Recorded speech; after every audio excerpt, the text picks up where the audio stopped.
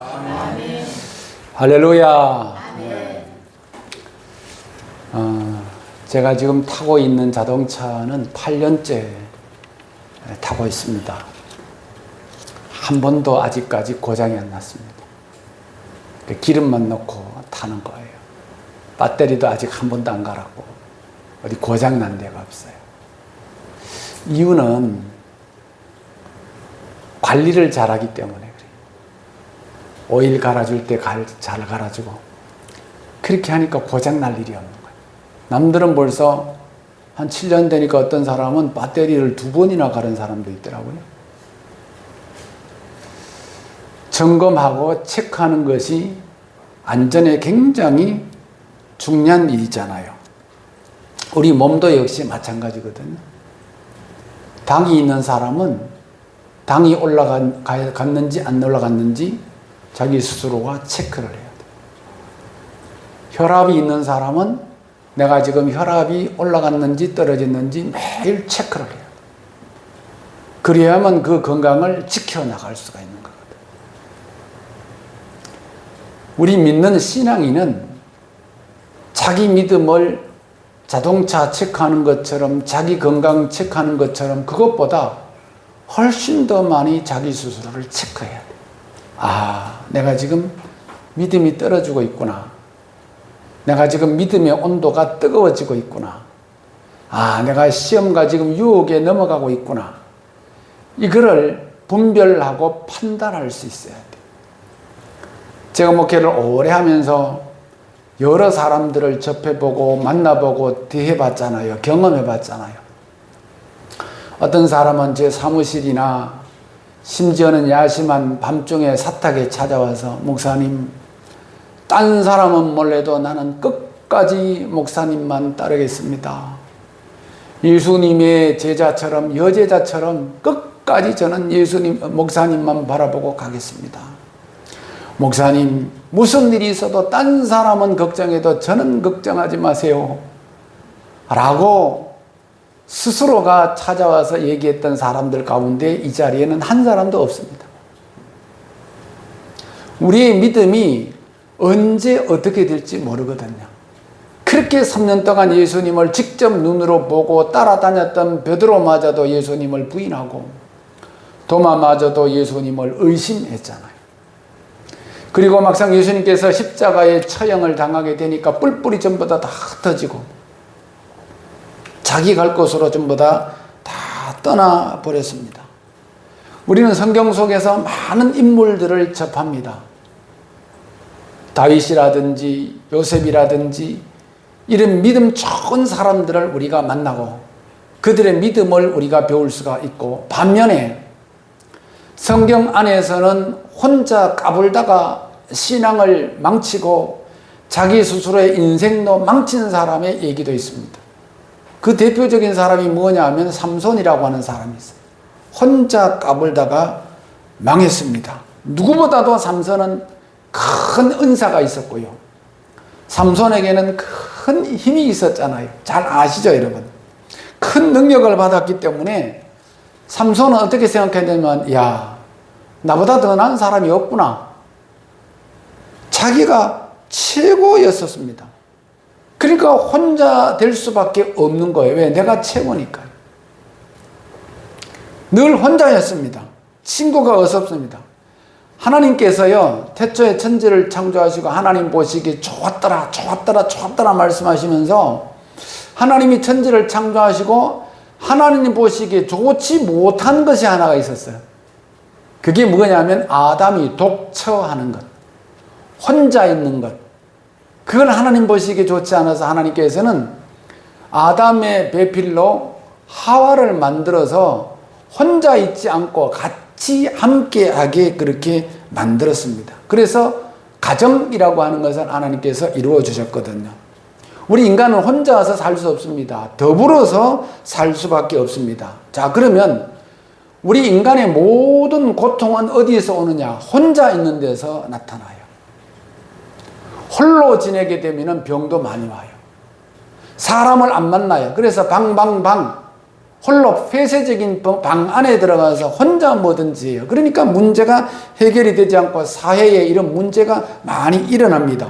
혼자 있게 되면은 하나님과의 관계도 결국은 끊기게 되고 자기 마음대로 살기 시작해요. 가족끼리도 마찬가지거든요.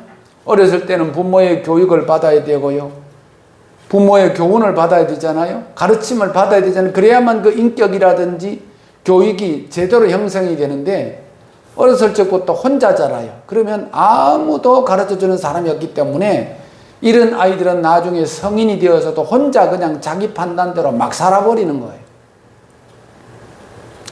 예수님께서는 이 끊어진 관계를 다시 꿰매주시기 위해서 이 땅에 오셨습니다. 예수님은 우리를 차별하거나 예수님은 우리 사람처럼 누구를 비교하거나 그러지 아니하고 예수님은 언제든지 하나 되게 하시고 언제든지 연합되게 하시는 분이 바로 예수님인 줄로 믿습니다, 여러분.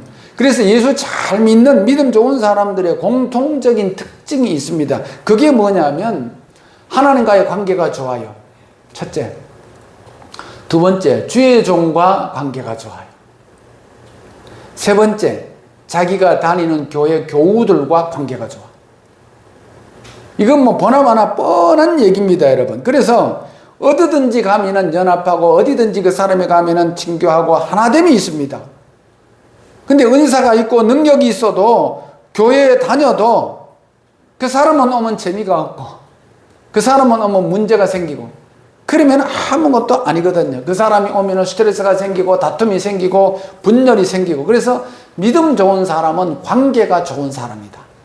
하나님과의 관계, 목자와의 관계, 성도와의 관계 이런 사람 주변에는 항상 좋은 사람들도 많이 따를 수밖에 없습니다. 여러분 모든 사람이 나를 버리고 손가락질 할 때에 오직 나를 믿고 끝까지 함께 해줄 사람 그런 사람이 있다라고 한다면 여러분들은 굉장히 행복한 겁니다, 여러분. 이 바르고 건강한 교회는 모든 성도들이 서로 좋은 관계가 막 거미줄처럼 얽혀져 있어야 되는 거거든. 웹이라고 하잖아요. 거미줄. 얽히고 막 설키고 좋은 관계로 엮여져 있는 겁니다. 이 가족적인 분위기를 흉내내는 것이 아니고 정말로 한 가족인 거예요. 우리 장족의 모든 식구들은 정말로 주의 피로 예수님의 피로 하나가 된 형제요 한 가족임을 믿으시기를 바랍니다, 여러분.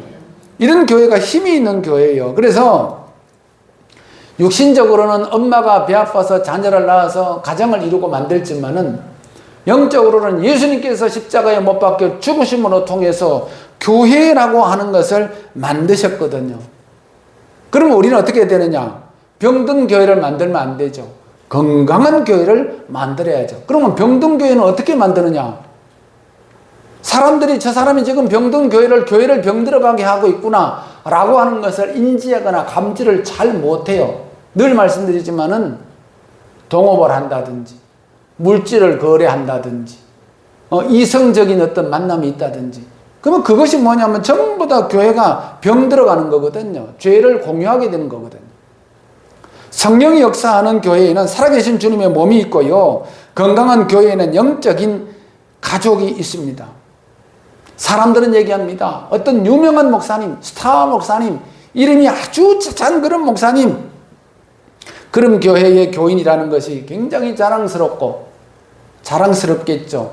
왜? 많은 사람들이 다 알고 심지어는 안 믿는 사람까지도 그 사람의 이름 석자만 들으면 다 알 정도로 유명하신 목사님. 그런데 그분이 나하고 무슨 상관이 있나요?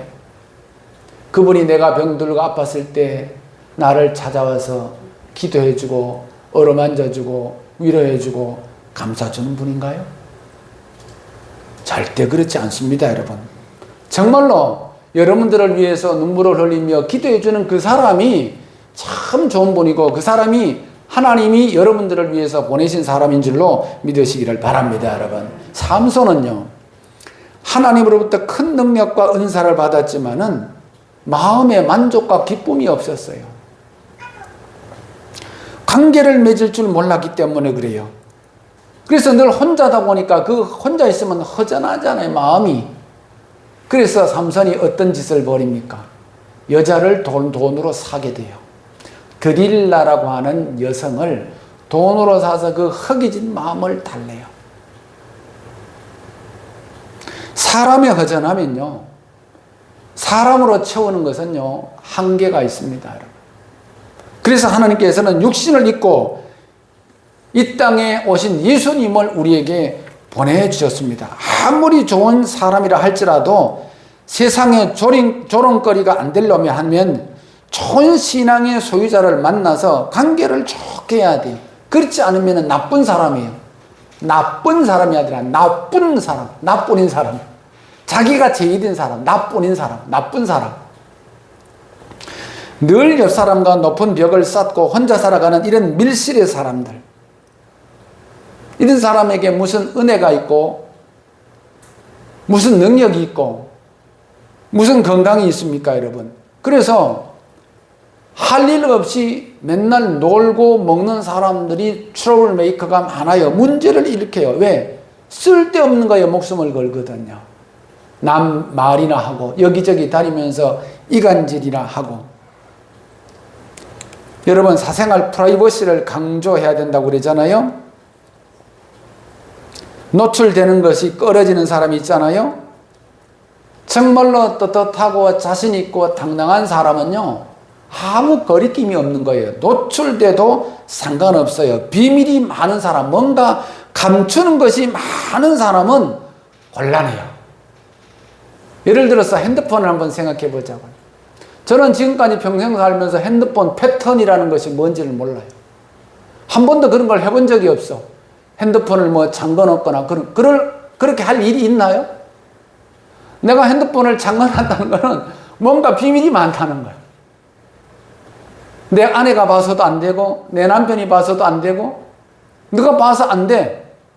그러니까 우리 사람이 비밀이 많으면 안 되는 거거든요. 그러면 자, 비밀이 많으니까 하나님과의 관계가 단절되겠죠.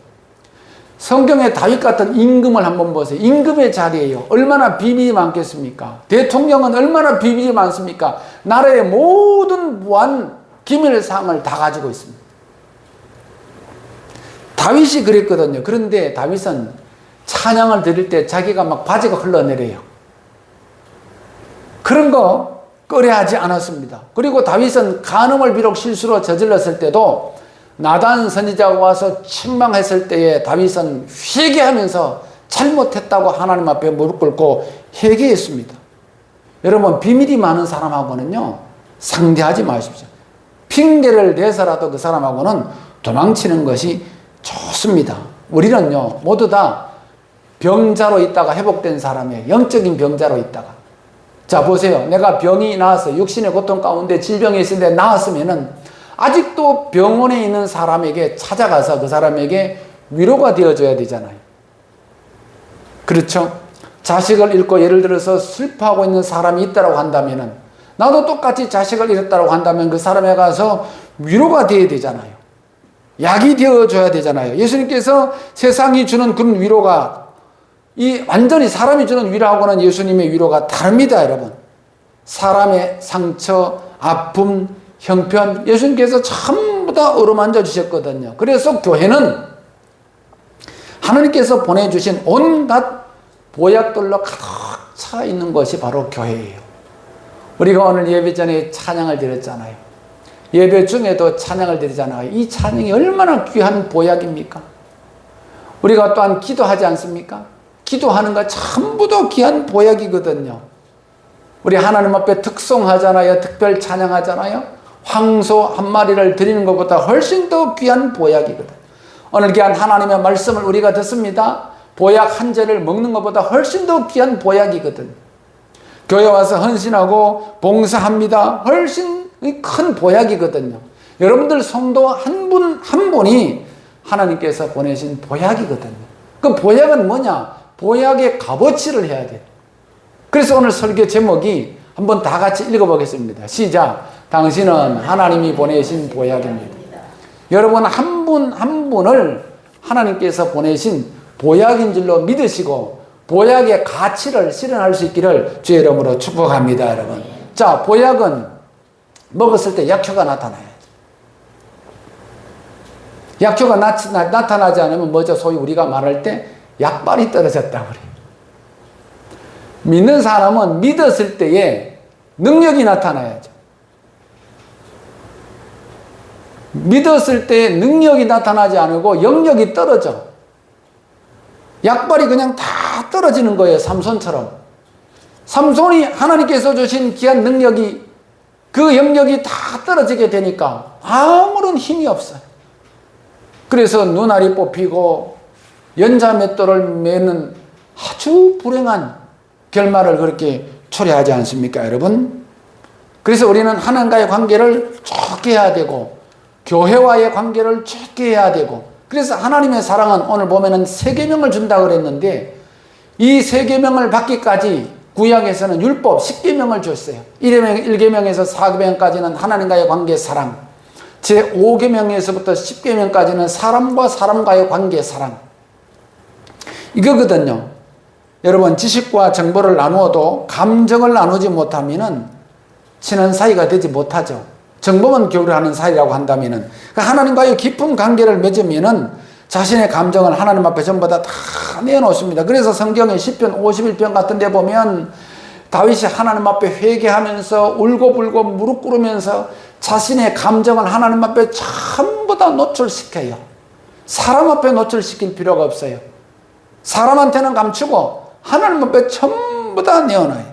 그래서 오늘 성경은 죄로 인해서 하나님과의 관계가 단절되고 고통과 절망 중에 있는 사람들에게 하나님께서는 우리를 구원하시기 위해서 예수님을 이 땅에 보내셨습니다. 그 예수님을 우리가 믿고 그리고 관계가 회복된 사람들만 우리는 하나님의 자녀되고 하나님의 제자가 되고, 그리고 교회 공동체로서의 그 구성원으로서의 역할을 감당할 수가 있다는 것입니다. 그래서 오늘 성경 본문 주신 말씀은 너희가 사랑하면 이로써 너희가 내 제자인 줄 알리라. 자, 이것이 구약의 계명에서는 내가 기준이에요. 내가 기준. 나 자신이 기준이거든요. 내가 나를 사랑하는 선에서 남을 사랑하는 거예요. 근데 예수님께서 우리에게 세 계명을 주신 것은 내가 너희를 사랑하는 것 같이 너희도 남을 사랑하라. 예수님은 자기 자신이 없어졌습니다. 이것이 키포인트거든요. 그러니까 누가 너희의 왼편 뺨을 때리거든 오른편도 내어주라. 누가 너희에게 오리를 가자 하면은 심리까지 가져라. 누가 너한테 속옷을 달라 하면은 겉옷까지 내줘라. 이것이 예수님의 사랑의 방법이었다는 것입니다. 그래서 우리가 밥 한 그릇이 있다고 하면 그 한 그릇 가운데 반 그릇을 잘라서 남한테 주는 것이 아니라 예수님의 사랑은 아예 밥그릇을 통째로 남에게 넘기는 사랑이에요. 그것이 세 계명이라는 것입니다. 그래서 이 세 계명에 순종하는 사람이 되어야 된다. 어떤 사람이? 예수 그리스도와 함께 십자가에 못 박힌 사람.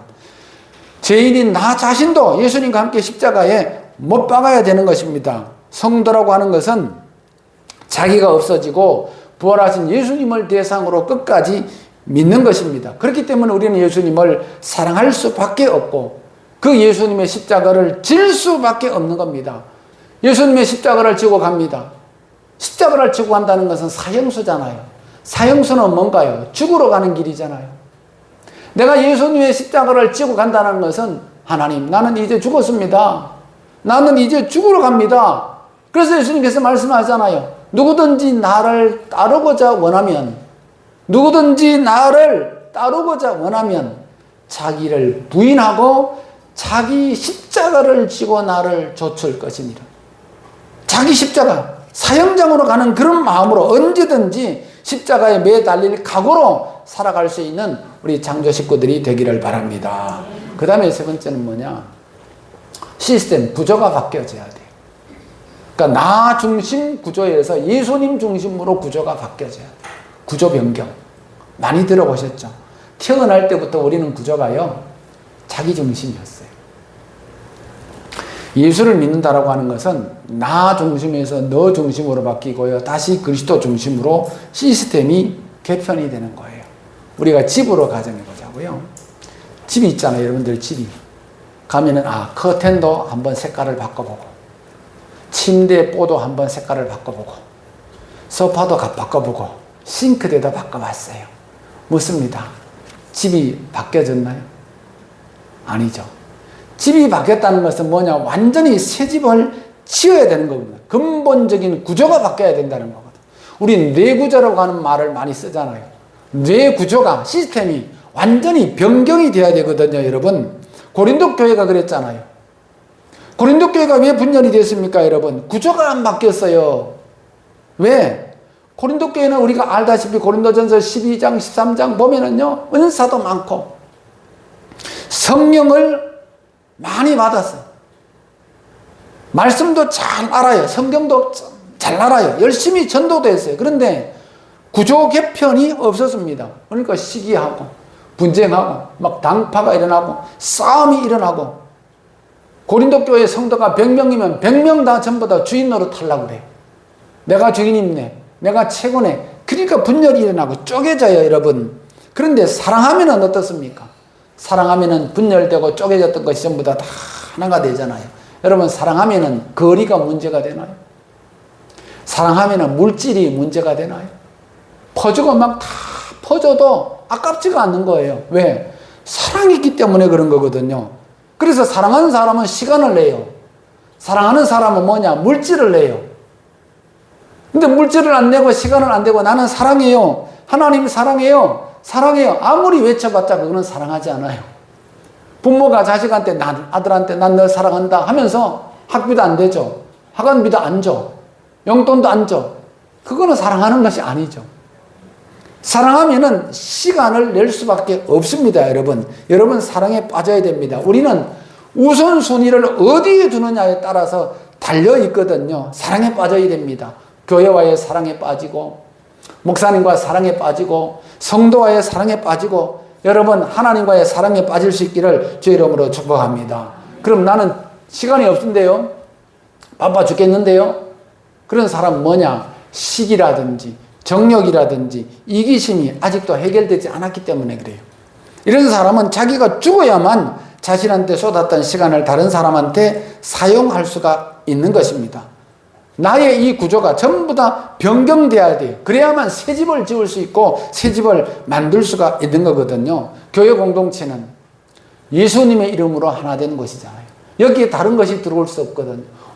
오직 예수님의 이름으로 하나됨을 지켜나가면 되는 것입니다. 하나되는 일은 아주 작은 것에서 출발하는 거거든요. 하나되는 일이 무슨 큰 일에서 출발하는 것이 아니거든요. 모이는 거. 예배 시간이 되면 예배에 나오는 거. 내가 속해 있는 기관, 구역에 모이는 거. 이게 뭐냐면 예수님의 새 계명을 지켜나가는 것이거든요. 여러분, 아가씨하고 총각이 소개팅을 했어요. 총각이 보니까 소개팅 첫날에 아가씨가 너무 이쁘고 마음에 들어. 그래서 우리 집에 가자. 내가 너 진짜로 마음에 드니까 우리 집에 가자. 그러면 아가씨가 좋다고 따라갑니까, 그 집에? 절대로 아니죠. 안 따라가죠. 왜 그럴까요? 아직 사랑에 빠지지 않았기 때문에. 그런데 만난 지 한 달이 지나고 두 달이 지나고 석 달이 지나고 이제 서로가 알게 되고 사랑에 빠지게 돼. 그러면 청각이 우리 집에 가자 소리 안 해도 가고 싶어지는 거예요. 사랑에 빠지면 이렇게 되는 거거든요. 만나면은 헤어지기가 싫어. 시간이 너무 잘 가.